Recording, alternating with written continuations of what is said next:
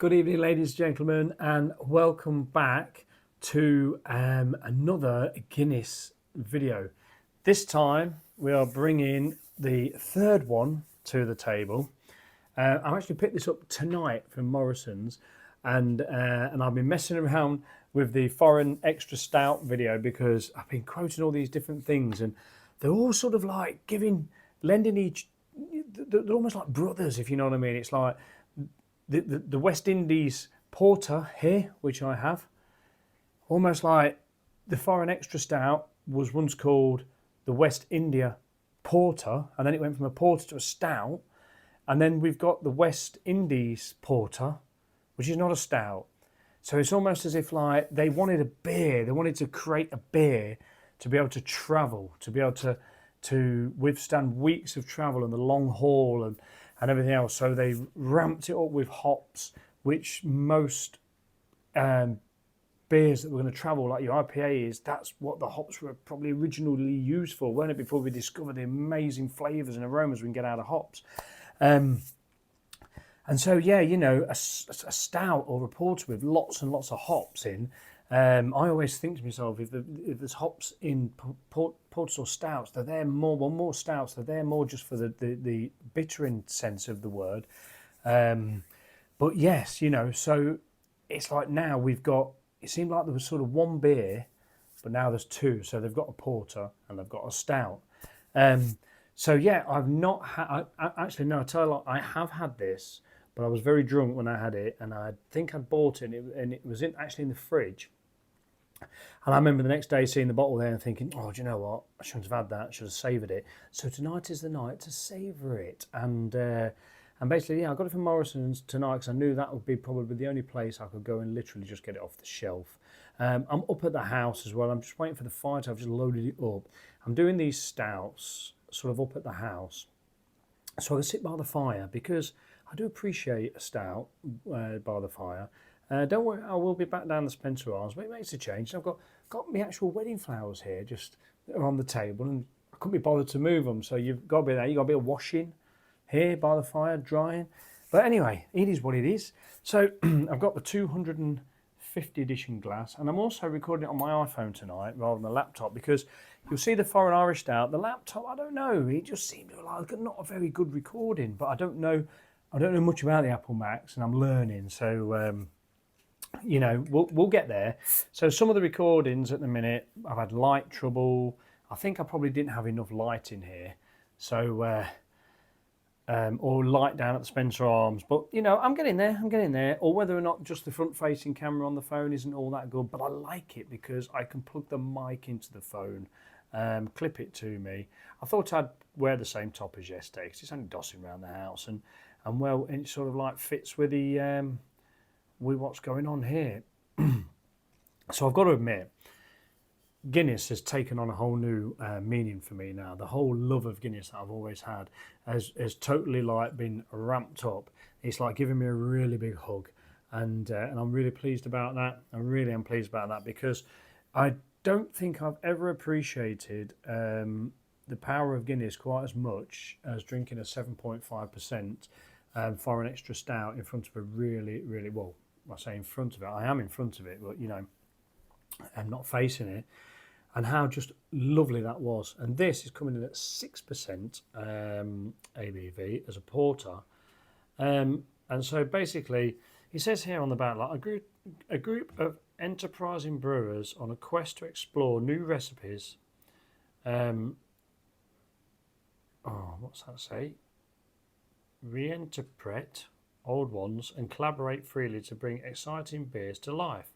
With origins in an 1801 entry in our brewer's diaries, Guinness West Indies Porter is complex yet mellow, hoppy with notes of toffee and chocolate. I wish I hadn't read that actually, but I knew it were going to have that anyway. So what's that? Reinterpret? What's that mean? God. Anyway, I don't know why I get too much into all that sort of stuff. So this is, again, Guinness itself, the nitro sort of surge Guinness, has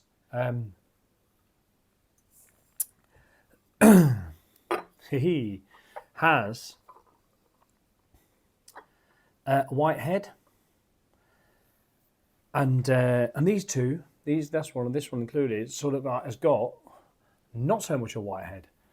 This one isn't quite as tanned as what the foreign extra stout was, but it is certainly off white, definitely off white. So I've got a few notes here that I've written down from this lady that I'm going to tag her in this video as well. So you get a darker head when you're using roasted malts. Now porters tend to use roasted malts more than, say, roasted barley, but both of these beers that I'm talking about have got roasted malts and roasted barley. So I'm sure they're using the malts to get the sugars out. Whether or not they use this 2-row barley that I've heard about, which is basically like a base malt, just giving all the sugars, it's dead efficient, and you can get all the sugars out of it for the fermentation for the alcohol. Whether or not like they're not using that, I don't know. I've asked so many questions to Steve, bless him, and he keeps coming back to me, but I don't want to bug him too much. But he's been great. But anyway, so I can't believe the difference between the Guinness that I love, the nitrosurge Guinness I love, and then these extra Guinnesses, the porters and this porter and the foreign extra stout. I can't believe the difference. And I have been told that by Adam at the Beer Monster reviews that the actual nitrogen, I'm really struggling to speak, to be honest with you, so I do apologise, but I'm still getting this. I keep banging on about it on every single video, so I'm sorry to bore you, but I'm just explaining the fact. I'm just getting it, clear my throat a bit, so I do apologise about that. So everything's about that recent COVID 10 weeks ago. Anyway, yeah, shut up, Spanno, shut up. But yeah, they're saying that like the nitrogen can actually take away, gives you the creaminess, but it can take away some of the flavours. But I've always found with Guinness, if you have it nice and warm, not warm, but sort of like 11, 12 degrees, you'll retain all them flavours anyway. But I must admit, these more higher strength Guinness are giving me more, so I'm going to expect more out of this. But I can't believe that's one of my favourite smells I can get there. That is really giving me a beautiful toffee nose. That is absolutely a smell sensation. I can't believe I've not savoured these. What sort of a Guinness fan are you, Spenno? I'm taking a good look at myself in this phone and slapping myself. Absolutely toffee. Now I've got the toffee, I don't really want to smell anything else, but it's, yeah, really love that toffee to the extreme. It's really, really lovely. Caramelly toffee. At the minute, I can't get what I'd expect from like the chocolate. I can't get that yet, but I'm sure it's going to come. Well, anyway, I am going to get into this. This has come off Morrison's shelf. It's come here. The heating's on, but I've stood it by the window on the tiles. So this isn't cold, it's cool. Cheers, everybody. And Slaunche. Is it Slaunche?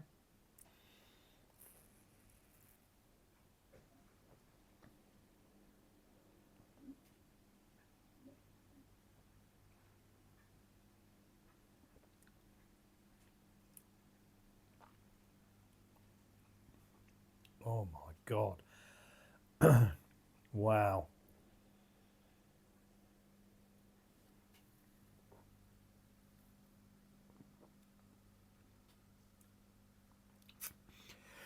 Now, I suggest all us Guinness fans head over to Guinness.com, just type any of these beers in and head over to their website. It's got a load of information. I need to sit down for a long while and read all the information. There's a load of information on there. I'm sure I've just not seen it before when I've searched for these beers. It's probably because I've not searched for these beers, probably because I've searched for the Guinness. But it's a great website and it's got so much historical information on there I'd love to bring, but I waffle as it is.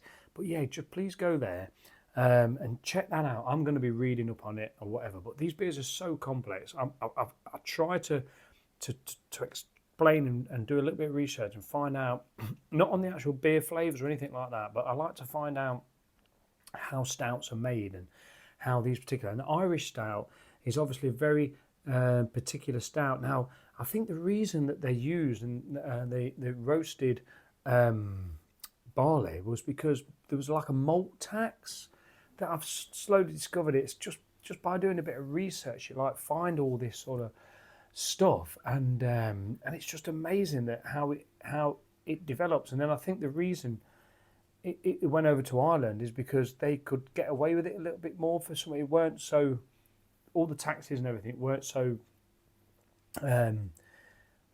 powerful there or something. I don't know. So all these beers develop through circumstances, don't they? And I think the Irish stout is definitely a roasted dry stout, and that's it's got that status about it, isn't it? It's one of the climber stouts, isn't it? It's like, you know, Irish stout. You got a foreign extra stout. You've got imperial stouts. Then you've got porters and you know, and things like that. So but this, I mean, this looks creamy. This is really, really creamy, and the mouthfeel.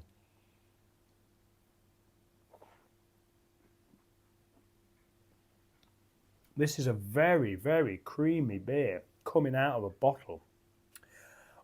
Super fruity now. Oh, really fruity. Oh, now toffee. Oh my God. This is, for me, is what makes us such a complex beer. I mean, I've drank some amazing sort of stouts that are really in your face with the flavours, but I do think that they're the ones that you'll drink once and then you'll probably think, no, do you know, I don't think I'll have that again because it was too much. I got to the end of it and it was too much. This is perfectly balanced again.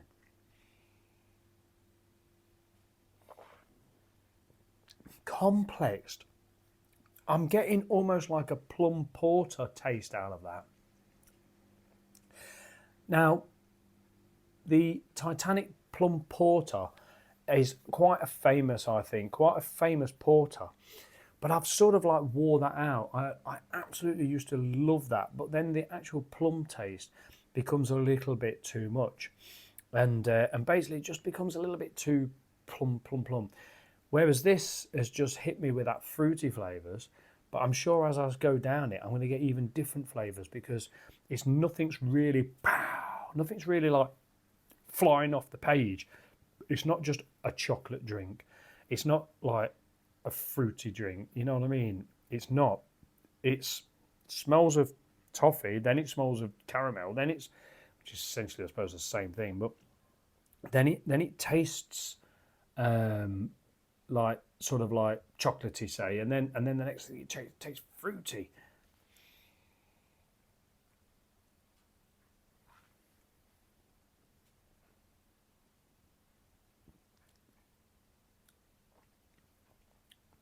See, now I can get a tiny little bit of bitterness.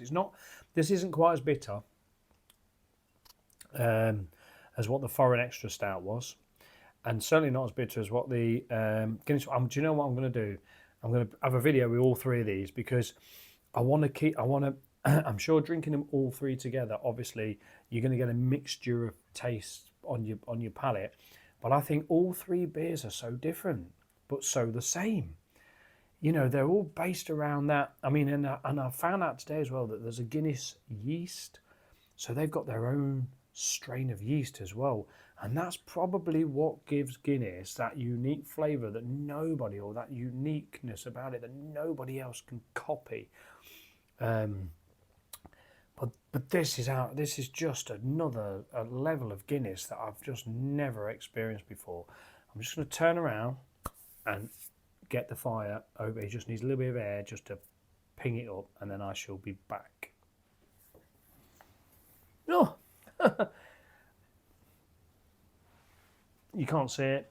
I turned around and it's pinged itself up. Just what happens is sometimes when you overload the fire, it has to get hot, and then all of a sudden, like when the gases comes up, and then you can get a nice warm back while you're sitting here drinking your nice warm Guinness, your nice warm porter. This is so far I feel almost like I've got to put the other videos up. I've done a few videos now, and I've got to put them up because I've had two winter sort of like not winter warmer, just winter ales that you'd expect to be a nice warming ale or a nice Moorish ale or something you can drink in front of the fire. And to be quite honest with you, no, not at all. This might end up being my Christmas drinking.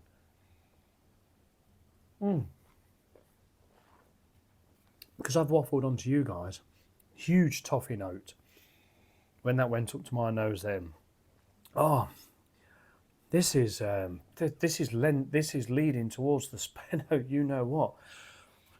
I'm sort of thinking to myself that like I should have done it. I don't want to hand out 10 out of 10s very often, but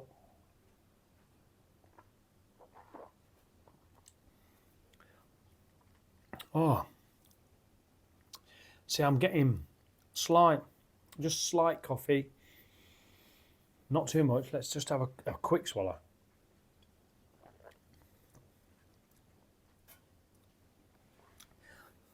You see, I tend to find when you swirl it around your mouth, it pushes the flavours around all your senses in your mouth, and then you can pick out sort of quite a lot of different flavours. When you just have a quick swallow, I tend to find that's when the bitterness will hit you. Any bitterness will hit you.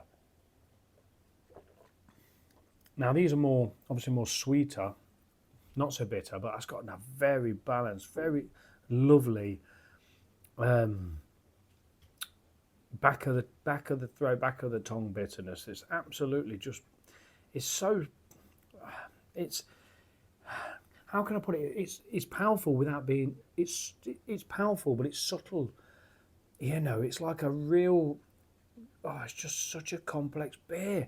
I can't believe there's a lot of people out there that won't touch Guinness. They just think it's just a run-of-the-mill stout, but no. You know, I think anybody that's got their nose and their taste into great flavoured stouts without them being just adjunct, like just full of stuff to make them flavoursome. This is, for a porter, this is class.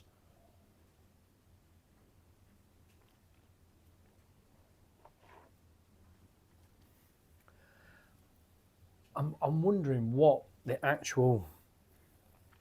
It looks very dark, but I can almost, because what I'm tasting. I'm just going to hold it right up to this light here. Because what I'm tasting.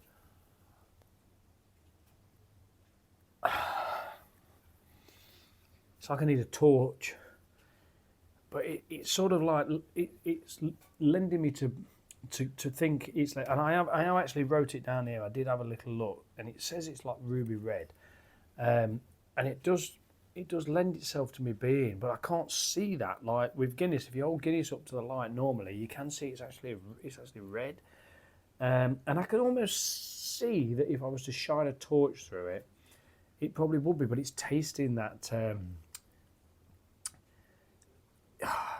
You know, I had that plumness about it, but other flavours are kicking in. I'm looking for now, which is taking that plum away. It's still there. I can still taste a fruitiness about it, a dark fruitiness about it. Oh, it's one of those you don't want it to end. I don't want this to end. I'll just pick this up, see if there's any more in it. It's like, come on, give me more. And you know what? When I was in Morrison's as well, I nearly bought two. Oh, because there's some beers, you know, when you finish it, you go, I want enough. I need another one to get them flavours. Because you're hunting for the flavours that are in that beer, and one's not enough. And that shows, to me, that's a complex beer, because when you don't get massive flavours jumping out at you, and you've got to look for them, They're mystery. I mean, there's obvious flavours in here that you ain't got to go looking for, but there is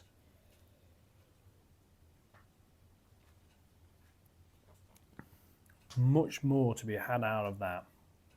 Having it cool, having it warm. Oh, it's another one of those. This video could be ages long because I just want to carry on talking about it because it's so good. It's so good. There's nothing on the bottle that's really telling me too much about it, apart from that little description I tried to read earlier on. But that is just...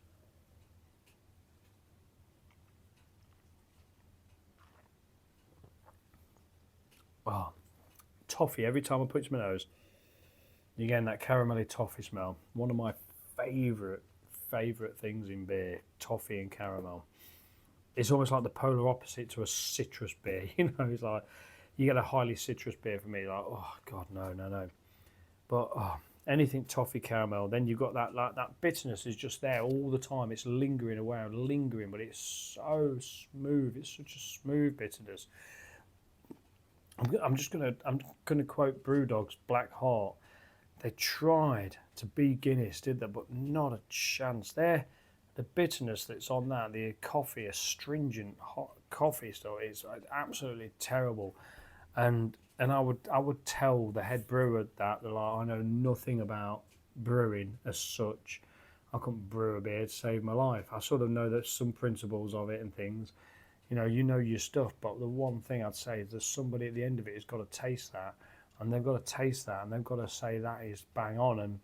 And the coffee, if coffee is too astringent, if it's too much, it doesn't really make for a nice, pleasurable experience. And I just think what Guinness gives me, and I'm sorry about my glasses again, I can't believe there's absolutely no lacing on that whatsoever. I think this is time for a regenerate. But what Guinness gives me through to the nitrosurge, right the way, you know, let's go to the Guinness original, which is very carbonated. And to be honest with you, it's an interesting beer. I don't like overcarbonated beer, but I probably enjoy, looking back on that now, I enjoyed that a fair amount because, you know, it was quite fizzy on the tongue. So it was a different experience to the porter, to the foreign Irish stout, the foreign extra stout. Come on, Lee. The foreign extra stout. Come on, Spanner. It's an experience from picking the bottle up to popping the cap, to pouring it out, to drinking it, to looking at it, to looking at the head retention all the way down. So the lacing on the glass, I don't know, is it a problem? Because we've still got a head there right at the bottom. So probably it's not one of those beers that likes to lace down the glass. I don't know.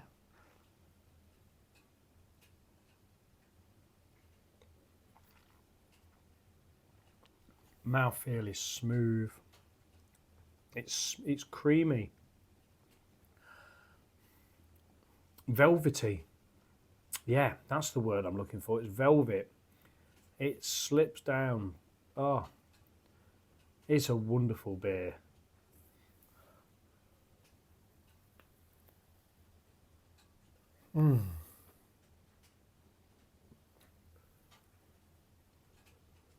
God, you know, it's one I want to...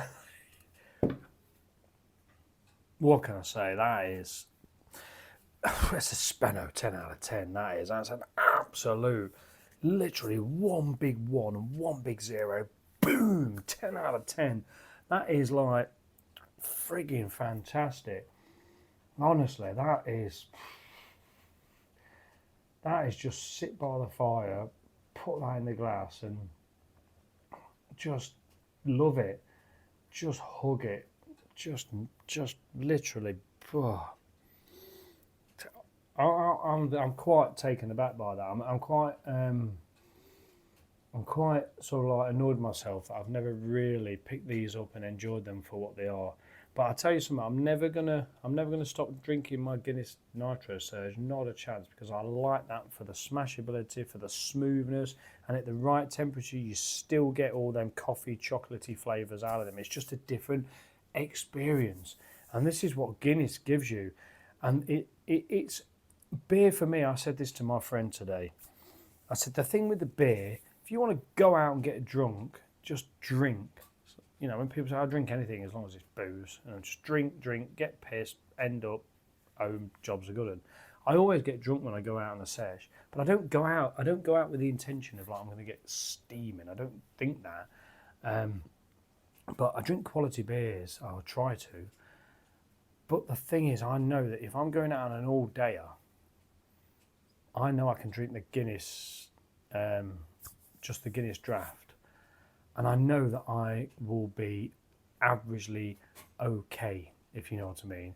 But I'll be having a great drink, as long as it's not too cold. But every beer... Oh, I've lost my trail of thought now, so we'll be editing this. It's just an experience. Yeah, that's what I was saying. I was saying to a friend today, yeah, a beer should be an experience. If you want to just go out and get steaming, then you're not really experiencing flavours in beers and things like that. But if you have a beer that's an experience, then I think you've had a quality beer. So the nitrosurge cap, invented by Steve at Guinness, gives you that 2-part pour here in the UK. Fantastic. I love it. I love doing it. I love doing it for people who come here. I love it. And then that gives you an experience, the cream, and if you get the lace and everything else, it's an experience. So then you've got the Guinness Original. That's a different experience, because it's the same sort of flavours as the draft Guinness. However, it's like more carbonated. It's got more CO2 in it. It's more fizzy on the tongue. It's a bit different. It's not as creamy. It's very lively. Then you've got the Foreign Extra Stout. It's got a bit more bitterness in it, and a nice tanned head, and you know, it's got some good flavours in there. And then you've got this, another experience. It's just a whole party going on. So on that note, I'm going to say that, to be honest with you, I've got to backtrack and say the foreign Extra Stout is a Spedo 10 out of 10. Guinness Draft 10 out of 10. Guinness Original in the bottle 10 out of 10. Foreign Extra Stout 10 out of 10. To be honest with you, this is a bang. This is a real big 10 out of 10. I freaking love that, and I love that for its high level of toffee notes, and I'm sort of keep hitting the mic. Yeah, just fantastic. One experience. Right, anyway, look out soon. Thank you for watching this, and look out soon for the 3 Guinnesses, or maybe even 4. The draft, the original, the foreign extra, and the porter, drank together, to compare them all together, to give this one's a bit more that, this one's a bit more this, that, and the other. And yeah, let's have a 4-part in one experience of all the Guinnesses. Absolutely fantastic. So yeah, take care, everybody. Thank you so much for watching. Thanks for putting up with me with my croaky sort of voice. Yeah, pop your comments in the comment box. Please smash the like button, and if you would be so kind, I'd really love it if you would subscribe. And yeah, just keep loving the Guinness, because I know that anybody that's searched for this and watched this is a Guinness lover, and we are a tribe, aren't we? We are, you know, there's a reason why you can go into just about every single pub in the country, and they'll always have a pint of Guinness in there for you. It's got to be one of the most popular stouts in the world. It's got to be. There's no two ways about it. Okay, anyway, I'm off. Thank you so much for watching. All the very best, people. Take care, live, love, laugh, and keep safe. Spedo.